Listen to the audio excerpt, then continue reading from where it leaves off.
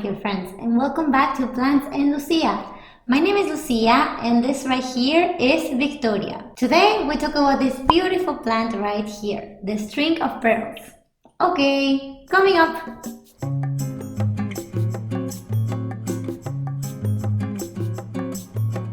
Whether you're coming back or this is your first time in this channel, thank you so much for watching this video. This channel is all about houseplants, so if you want to learn how to take care of them, how to display them, or even how to connect with them, make sure to subscribe so we can see each other every Tuesday and Thursday and talk about plants. But now, let's get to the video.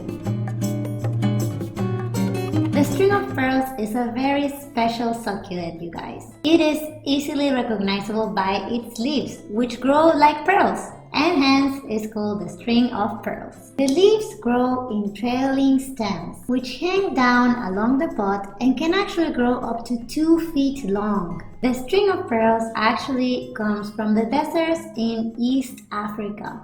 And although we grow it as a hanging plant, in its natural habitat, this plant is terrestrial and forms mats along the ground. This plant can actually bloom into white flowers. And it has a very special scent, very close to cinnamon. You know guys, I'm very excited to get into this plant because I've been looking for it for a while. And now I finally got it, and I can tell you, it really brings another character to any room you put her in. But now, let's talk about how to keep her happy at your home.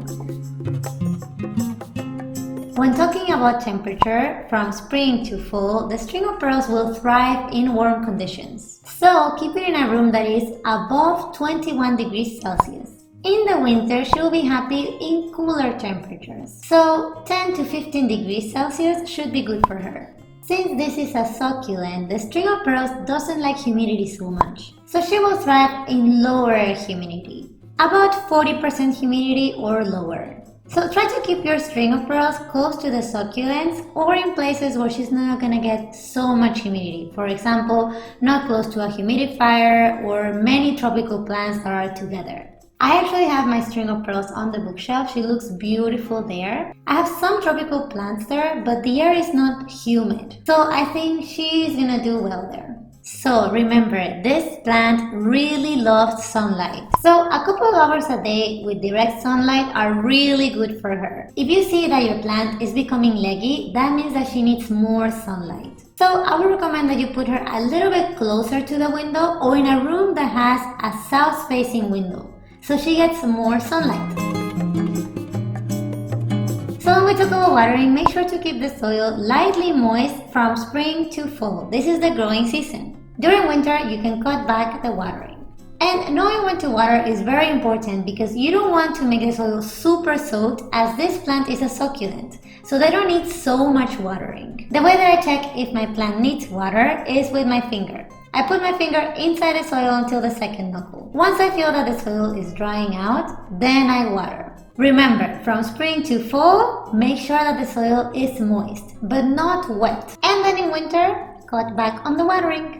And the method that I use to water this beautiful plant is of course the bottom watering method. I love this method because it makes sure that the water goes into the root from below, but then the water drains down so the soil is not super soaked, and this is great for this plant. A very good sign that you're underwatering the plant is actually the leaves. If you see that the leaves are flattening out, that means that the plant needs more watering. For this beautiful succulent, any regular succulent potting soil should be fine. But sandy soil is the best. A good choice for soil for this plant is the cactus potting mix. If you want to make your own potting mix for your plant, you can mix 3 parts of potting soil and 1 part of sharp sand. That way, you make sure that you have good drainage for your plant.